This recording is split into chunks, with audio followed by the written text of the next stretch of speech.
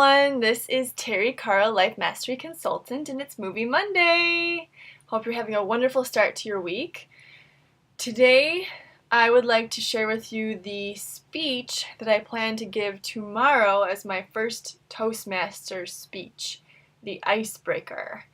And it's going to be called The Recovering Perfectionist. That's me, because I'll be talking about myself. So if you are in Toastmasters at the CBI group in Plainfield, then you will hear this again tomorrow, which may sound completely different, who knows. But this is my practice run, and it should be about 5 minutes long. So I'm going to go ahead and get my timer ready here, and we'll see how it goes, because I have about 5 minutes before my next appointment today. So here we go. Hi, I'm Terry Carl, and I'm a recovering perfectionist. Well, you know perfectionism. What is perfectionism? What is perfect? Who knows? But it is a mindset that we can have, and I have to admit it's gotten me to where I am today. I wouldn't have been able to get all of here, though, without some imperfection that came along a little bit later. So first, let me tell you why my lifetime was perfect. I was the perfect baby. When I came out, I was looking around, I was checking things out. At least that's what my parents told me. And they said my sister came out screaming. So this was pretty crazy, pretty perfect. And then as a child, I was a perfect child. I stopped bullying my sister pretty early on. As soon as she started bullying me back, I was done. And then I was the perfect student. All through grade school, all through high school, I loved every single teacher I had. I even loved the substitute Mrs. Love, who, ironically, most students hated. Got great grades in high school. I had something like a 4.7 GPA because I was in honors and AP classes, and I only got 2 Bs, 91.4%. Those teachers held to them. It was Algebra 2 and AP English. You can tell that still sticks in my mind. Pretty perfect.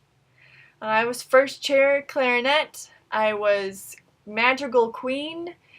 Graduated third in my class. And went to the college my parents went to on scholarships for financial and academic, music, and alumni scholarship. And I finished in 4 years, even with a studying abroad experience thrown in there. And I got a degree, elementary education degree with a minor in Spanish. Perfect. Soon after I graduated, I became a teacher in the same town where I grew up. I taught for 9 years. And I got a master's degree a couple years after I started because I was a bilingual teacher and I wanted to make sure I was official.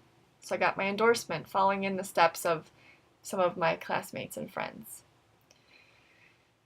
So there I was, a teacher. Soon after being a teacher, I got a car, paid it off within a year, perfect, because I was a great saver. And then some years after that, I bought a house, because that's what you did, no renting. Buying a house was perfect.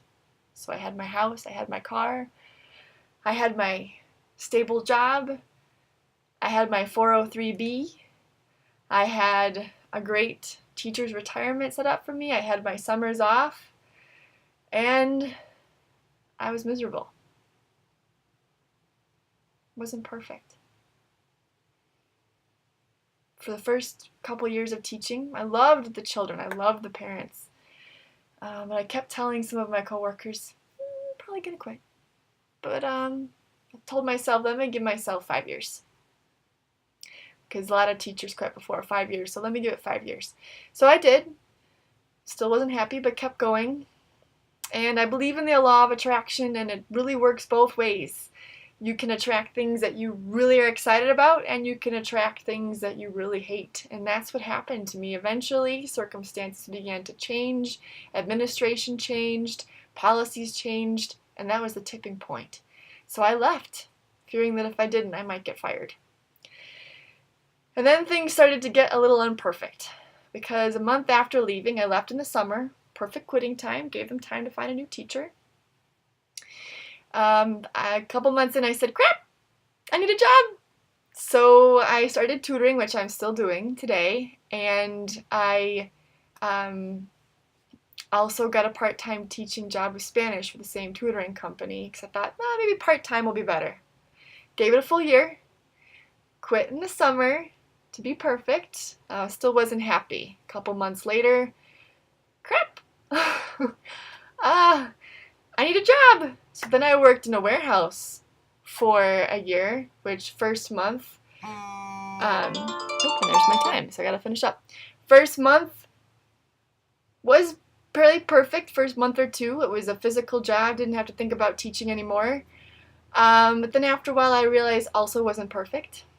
So nearly a year later, I quit again because I found another job that seemed to make sense. I went back to what I knew, teaching. There was a business called Early Education Enrichment, which a friend of a friend of a friend had started, and it is a great program. I'm still doing it some of the time. Very fun, hands-on, helping the children learn. And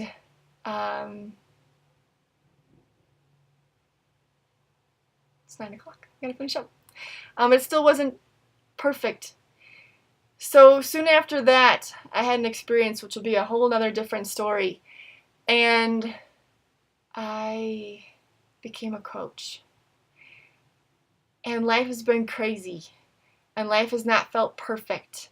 I've felt very insecure. I've had to take a lot of risks. I've not been able to see in front of my face as I'm moving forward, but I continue to take steps. And even though life is not perfect, I love my life. I am happier now than I've ever been my entire life. I feel free. I feel fulfilled. I feel like I'm finally doing imperfectly what's perfect for me. And without these steps that I have taken, I wouldn't be here today. Somebody famous and wonderful said, if you haven't failed in life, you haven't lived. And now I know that's true. So thank you very much, all of you. I'm grateful for you today to be here with me at this time and for me to give this speech to you. And I hope you have a wonderful rest of your meeting. And for all of you out there in the blogging world, have a wonderful rest of your week. I love you very much. Many blessings. Take care.